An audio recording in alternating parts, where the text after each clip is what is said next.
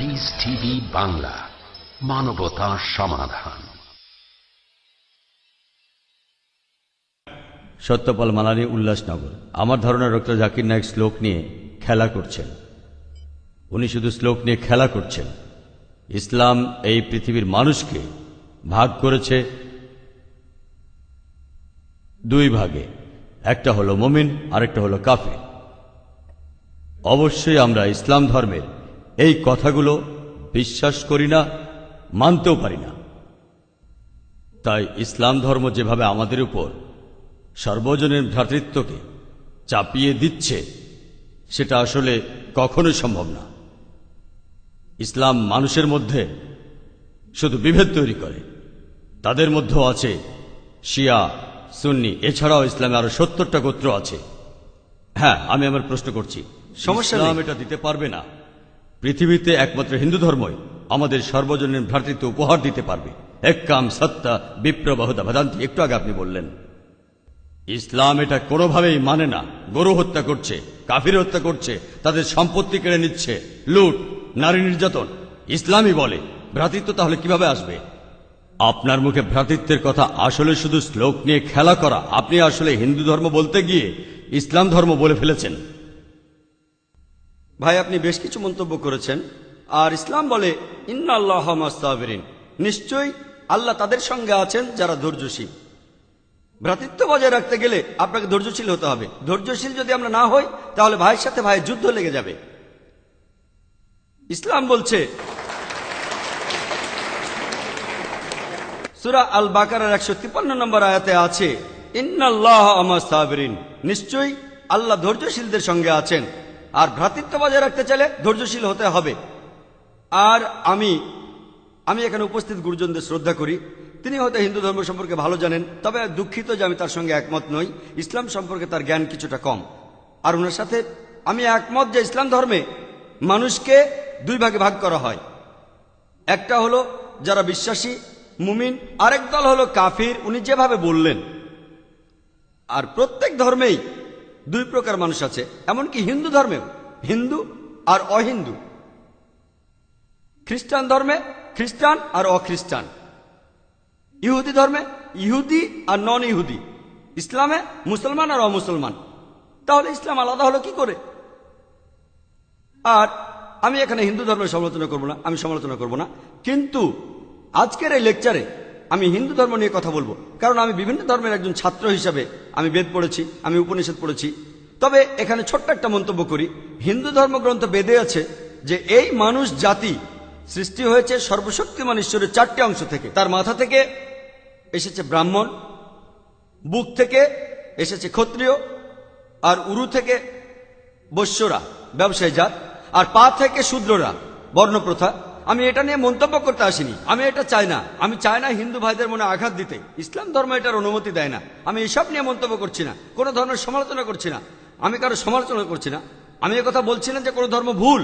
তবে আপনি যদি ভালোভাবে বেদ পড়ে থাকেন, আপনি এখানে সবাইকে বলতে পারেন বেদে কথা বলে কিনা যে স্রষ্টার মাথা থেকে ব্রাহ্মণ এসেছে, তার বুক থেকে ক্ষত্রিয়রা এসেছে, উরু থেকে এসেছে বৈশ্যরা ব্যবসায়ী জাত, বিদ্বান গোত্র, যোদ্ধা গোত্র, ব্যবসায়ী গোত্র, শূদ্র। শূদ্ররা হলো সবচেয়ে নিম্নবর্ণ। আর ডক্টর আম্বেদকর এটা নিয়ে বই লিখেছেন। আমি সব খুলে বলছি না। হিন্দু ধর্ম আমি ভালোভাবে পড়েছি। আমি হিন্দু ধর্মের অনেক কিছু শ্রদ্ধা করি, বেশ কিছুর ব্যাপারে একমত নয়, এটা আমাকে আপনি বলতে বাধ্য করলেন। পবিত্র কোরআনে সূরা আনামের 108 নম্বর আয়াতে আছে, তাহাদিগকে গালি দিও না আল্লাহকে ছাড়িয়ে তাহারা যাহাদিগকে ডাকে, কেননা অজ্ঞানতাবশত তাহারা গালি দিবে আল্লাহ সুবহানাহু ওয়া তাআলাকে। এখানে আমি হিন্দু ধর্মের ভালো দিকগুলো নিয়ে বলেছি। কথাটা হলো তারা এক ঈশ্বরের ধারণায় বিশ্বাস করে। আপনার প্রশ্নের ব্যাপারে বলি যে আপনি বলেছেন মুসলিমরা তারা মানুষ খুন করে, এছাড়াও তারা হত্যা করে। আপনি বললেন গরু, ঠিক, আপনি কথা বলেছেন। এই সবগুলো অভিযোগের উত্তর দেওয়া দরকার। সময় এখানে কম, কয়েকটার উত্তর দিচ্ছি। অন্য কেউ প্রশ্ন করেন, আপনাদের সবার ভুল ধারণাগুলো আমি ভেঙে দেব, আমারও ভালো লাগবে। আর ভুল ধারণাগুলো ভাঙিয়ে দিলেই তারা ইসলামকে ভালোভাবে বুঝতে পারবে। এজন্য আমার লেকচারে সবসময় একটা প্রশ্নোত্তর পর্ব থাকে। আর আমরাও বলি, যখন কেউ সমালোচনা করে আমারও ভালো লাগে। যত বেশি সমালোচনা হবে তত বেশি বোঝাতে পারবো, তত ভালো করে ইসলামকে বুঝতে পারবেন। আমিও সেটাই করি। ইসলামও বলে সত্যকে ছড়িয়ে দিতে। হিকমার সাথে পবিত্র কোরআন সূরা নেহালের 125 নম্বর আয়াতে আছে, ادعو إلى سبيل ربك بالحكمة والموعظة الحسنة وجادلهم بالتي أحسن। মানুষকে প্রতিপালকের পথে আহ্বান করো হিকমত আর সদুপদেশ দ্বারা, আর উহাদের সহিত তর্ক করিবে সবচেয়ে উত্তম পন্থায়। যখন বলা হয় আমরা আমিষ খেতে পারবো কিনা, গরু ছাগল কোরবানি দেয় ইত্যাদি, আর অনেক অমুসলিমই বলবে মুসলমান আপনারা সবাই নিষ্ঠুর মানুষ, প্রাণী হত্যা করেন। ভাই আপনাদের আমি বলি, একজন মুসলমান খুব ভালো মুসলমান হতে পারে, এমনকি যদি সে পুরোপুরি ভেজিটেরিয়ান হয়। এটা বলা হয়নি যে আপনাকে অবশ্যই ভেজিটেরিয়ান হতে হবে ভালো মুসলিম হতে গেলে, কিন্তু পবিত্র কোরআনে অনেকবারই বলা হয়েছে যখন তুমি মাংস খেতে পারো তখন মাংস খাবে না কেন। পবিত্র কোরআনের সূরা মাইদার 1 নম্বর আয়াতে উল্লেখ আছে, বলা হয়েছে যে ইয়া আইয়ুহাল্লাযিনা আমানু, হে মুমিনগণ তোমাদের অঙ্গীকার পূর্ণ করিবে, আর তোমাদের জন্য কিছু চতুষ্পদ প্রাণীকে হালাল করা হইয়াছে আর কিছু প্রাণী হারাম। পবিত্র কোরআনের সূরা নাহলের 5 নম্বর আয়াতে উল্লেখ আছে যে আল্লাহ চতুষ্পদ জন্তু সৃষ্টি করিয়াছেন যাহাতে তোমরা শীত নিবারণ করিতে পারো, এবং উহাতে বহু উপকার রহিয়াছে এবং উহা হইতে তোমরা আহার করিয়া থাকো। পবিত্র কোরআনের সূরা মুমিনুনের 21 নম্বর আয়াতে উল্লেখ আছে তোমরা চতুষ্পদের মাংস আহার করিতে পারো। আমরা জানি যে আমিষে, এখানে অনেক ডাক্তার আছেন, আমি একজন মেডিকেল ডাক্তার, এতে অনেক প্রোটিন আছে, প্রচুর আয়রন আছে, আর এগুলো খুবই সুস্বাদু। আর এইসব আমিষ জাতীয় খাবারে আপনি যে প্রোটিন পাবেন, এই পরিমাণ প্রোটিন আর কোথাও পাবেন না, আপনি পাবেন না। নিরামিষের মধ্যে সয়াবিনে আপনি সবচেয়ে বেশি প্রোটিন পাবেন, সেটাও আমিষের প্রোটিনের চেয়ে অনেক কম। আর এবার আমি গরু হত্যা নিয়ে কিছু কথা বলি। যদি হিন্দু ধর্মগ্রন্থগুলো পড়েন, আমি এখানে কোন ধর্মের সমালোচনা করছি না, ভাই একটা প্রশ্ন করেছেন তাই আমাকে সত্য কথাটা বলতে হবে। হিন্দু ধর্মে আমিষ খাওয়ার অনুমতি দেওয়া হয়েছে। হিন্দু ধর্মগ্রন্থে দেখবেন সাধু সন্তরা আমিষ জাতীয় খাদ্য খায়, এমনকি গরুর মাংস। পরবর্তীতে অন্যান্য বেশ কিছু ধর্মের প্রভাবে, যেমন ধরুন জৈন ধর্ম ইত্যাদি, মানুষের উপর অহিংসার দর্শনের প্রভাব এসে পড়ল, তারা প্রাণী হত্যা বাদ দিল, তারা এই দর্শনটাকে তাদের জীবনধারায় যোগ করল। তবে ইসলাম ধর্ম প্রাণীদের অধিকারের কথা বলে থাকে। শুধু প্রাণীদের অধিকার নিয়ে আমি একটা লেকচার দিতে পারি। পবিত্র কোরআনে আছে পশুর উপর বেশি বোঝা চাপিও না, তাদের প্রতি সদয় হও, তাদের খাদ্য দাও, কিন্তু প্রয়োজনে তোমরা তাদের মাংসও খাইতে পারো। আর যদি আপনি অন্যান্য ধর্মগুলো ভালোভাবে দেখেন, অনেকে আমিষ খেতে বারণ করেছে। এই দর্শনের ভিত্তিটা হলো এই যে আপনি প্রাণী হত্যা করবেন না, কারণ তাদের জীবন আছে, সে কারণে আমিষ খাওয়াটা অন্যায়। আমি এর সাথে একমত। যদি কোনো মানুষ এই পৃথিবীতে মানুষ হত্যা না করে থাকে, সেখানে আমিই থাকবো সবার উপরে। সর্বজনীন ভ্রাতৃত্ব হিন্দু ধর্মে আছে যে সব প্রাণী আপনার ভাই। প্রত্যেক প্রাণী হোক সে সাপ, পাখি অথবা পতঙ্গ। আমি আপনাদের একটা প্রশ্ন করছি যে কোন মানুষটা হাজার হাজার ভাইকে না মেরেও 5 মিনিটের জন্য বেঁচে থাকতে পারে? এখানে যারা মেডিকেল সায়েন্স পড়েছেন তারা ভালো বুঝতে পারবেন যে আপনারা যখন নিঃশ্বাস নেন তখন আপনার শরীরে প্রচুর ময়লা জীবাণু ঢুকে, সেগুলোকে মেরে ফেলেন।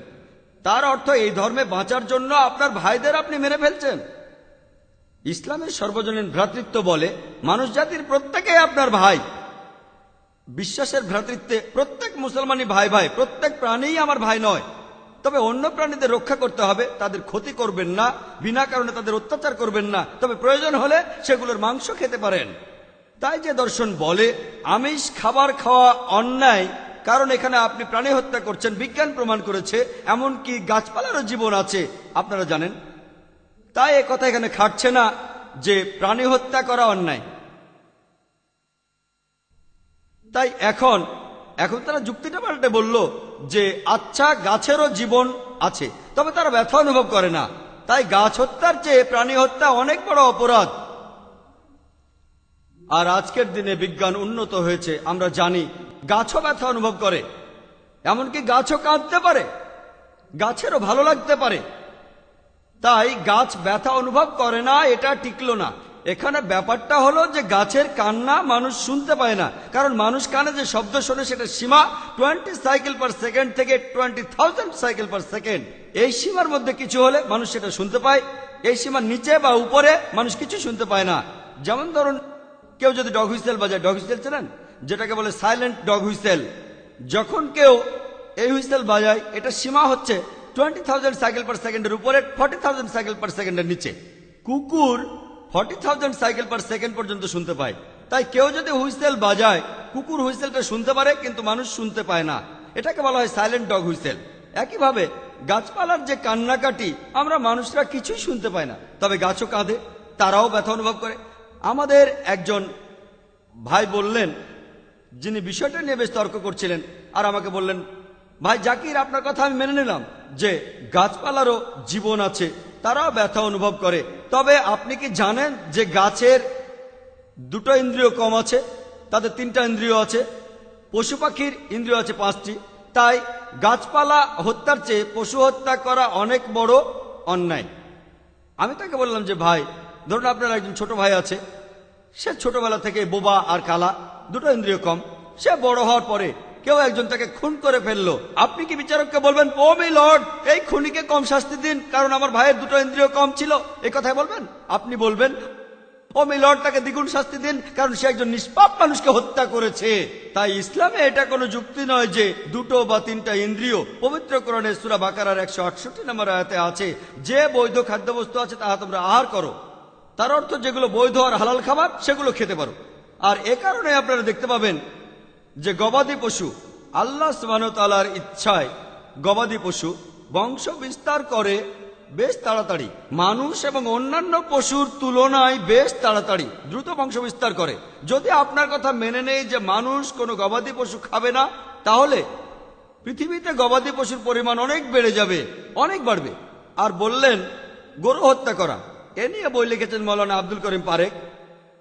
গো হত্যা, গরু কোরবানি কে জন্য দায়ী? যদি ভালোভাবে দেখেন, যারা চামড়া নিয়ে ব্যবসা করে, গরুর চামড়া, মুসলিম অমুসলিম উভয়ই আছে, চামড়া, গরুর চামড়া, তারা এটা করে। তাই এটা থেকে যারা উপকার পাচ্ছে এই গোহত্যা থেকে, তাদের মধ্যে মুসলিমদের চেয়ে অমুসলিমরাই বেশি। তাই যদি ইতিহাস ভালোভাবে জানেন আর যুক্তিও ভালোভাবে বোঝেন, আমরা জানি আল্লাহ বলেছেন যে বৈধ খাদ্যবস্তু আছে তাহা তোমরা আহার করো, যদি এটা খান এতে কোনো সমস্যা নেই। এছাড়াও যদি ভালোভাবে দেখেন, তৃণভোজী প্রাণীর দাঁতগুলো যদি দেখেন, গরু, ছাগল, ভেড়া, তারা শুধু শাকসবজি খায়, তাদের দাঁতগুলো সব সমান।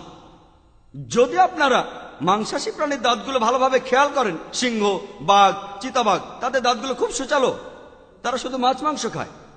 যদি আপনি মানুষের দাঁত দেখেন, আয়নায় আপনার নিজের দাঁত দেখতে পারেন, আমাদের সুচালো দাঁত আছে, সমান দাঁতও আছে।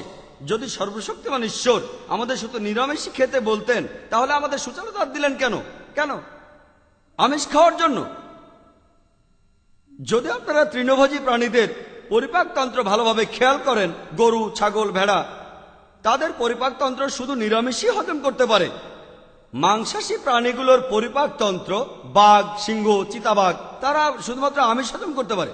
আর আমাদের মানুষের পরিপাকতন্ত্র আমিষ নিরামিষ দুটোই হজম করতে পারে। যদি সর্বশক্তিমান ঈশ্বর আমাদের শুধু নিরামিষই খেতে বলতেন, তাহলে কেন এমন পরিপাকতন্ত্র দিলেন যেটা আমিষ নিরামিষ দুটোই হজম করতে পারে? তাই বিজ্ঞান নিয়ে যদি পরীক্ষা করেন, সৃষ্টিকর্তা আমাদের আমিষ নিরামিষ দুটোই খাওয়ার অনুমতি দিয়েছেন। আশা করি উত্তরটা পেয়েছেন। যদি আপনার অন্য কোনো প্রশ্ন, কোনো ভুল ধারণা থাকে, আমি আনন্দের সাথে তার উত্তর দেব। একবারে একটা ধারণা বলবেন যাতে আমি তা দূর করার সময় পাই। আপনাকে ধন্যবাদ।